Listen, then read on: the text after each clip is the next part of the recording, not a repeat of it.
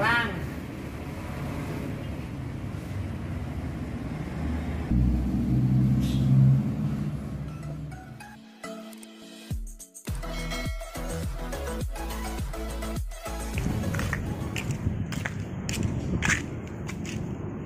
Assalamualaikum warahmatullahi wabarakatuh. Welcome back to channel ABR Angkatan Body Repair. Pada sahabat yang berbahagia, di belakang saya ada mobil Honda Jazz tahun terakhir untuk pembuatan mobil Honda Jazz ini kayaknya sahabat.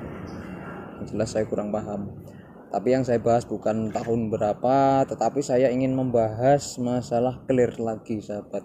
Karena banyak pertanyaan terkait body repair itu banyak di clear sahabat, karena clear itu lapisan akhir, lapisan penentu untuk menentukan daya gloss pada kendaraan sahabat. Jadi saya akan membahas soal clear sahabat. Nah sahabat ABR, sambil melihatnya bahwa dalam aplikasi ini saya menggunakan cat dan clear speedseeker sesuai dengan permintaan dan budget customer yang pengen menggunakan bahan premium sahabat. Di sini yang saya bahas soal clear ini adalah perbandingan antara clear dan thinner sahabat. Nah, untuk perbandingan thinner dan clear di sini tentunya setiap produk itu hampir rata-rata memberikan informasi rasio perbandingan sahabat.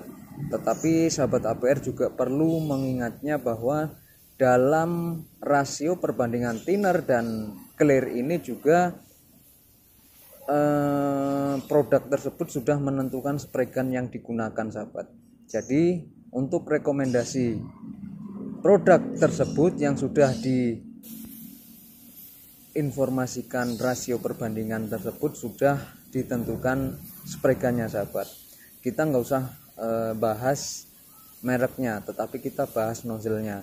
Nozzle yang ditentukan minimal di nozzle 1.3 dan 1.4 sahabat.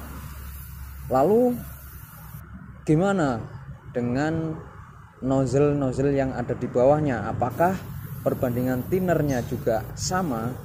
Tentunya dengan nozzle yang berbeda, thinnernya pun juga berbeda sahabat. Oke, kita mengambil rasio perbandingan di dalam produk, tetapi misalkan kita memakai paintbrush, misalkan clear Diamond VHS ini menggunakan 0 thinner. Apakah jika kita aplikasikan dengan paintbrush itu akan keluar sahabat? Tentunya jika keluar pun dia tidak akan normal. Nah, jadi kesimpulannya adalah jika kita menggunakan clear dan thinner di rasio itu disesuaikan dengan spray gun. Nah, pada poinnya adalah jika kita menggunakan thinner itu kita acuannya adalah TDS, tetapi jika kita menggunakan spray gun yang ukuran nozzle-nya lebih kecil, itu berarti kita juga harus memperhitungkan rasio perbandingan dan kita juga sedikit melawan prosedur yang sudah diterapkan di produk tersebut sahabat. Artinya dalam pengadukan clear dan thinner itu kita sesuaikan dengan spray gun. Pada intinya jika clear dan hardener sudah tercampur dan belum dicampur dengan thinner, jika spray gun itu sudah mampu untuk mengeluarkan clear dan hardener yang sudah tercampur itu tanpa harus bergantung dengan thinner, itu pun tidak masalah sahabat. Jadi kesimpulannya, jika spray gun sudah mampu mengeluarkan clear dengan baik tanpa harus menggunakan thinner, itu tidak perlu menggunakan thinner sahabat. Karena semakin banyaknya thinner yang kita gunakan itu nanti hasilnya akan semakin tidak bagus sahabat.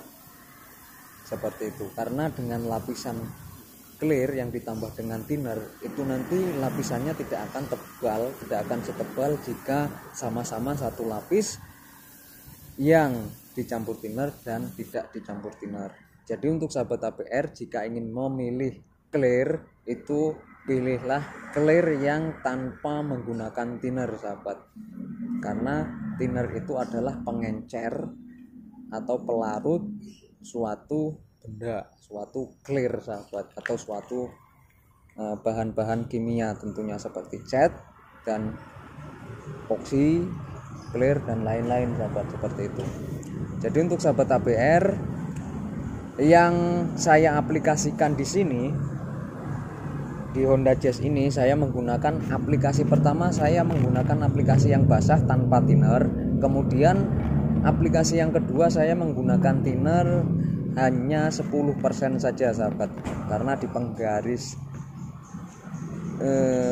atau stick speed itu hanya 10% dari campuran clear tersebut sahabat.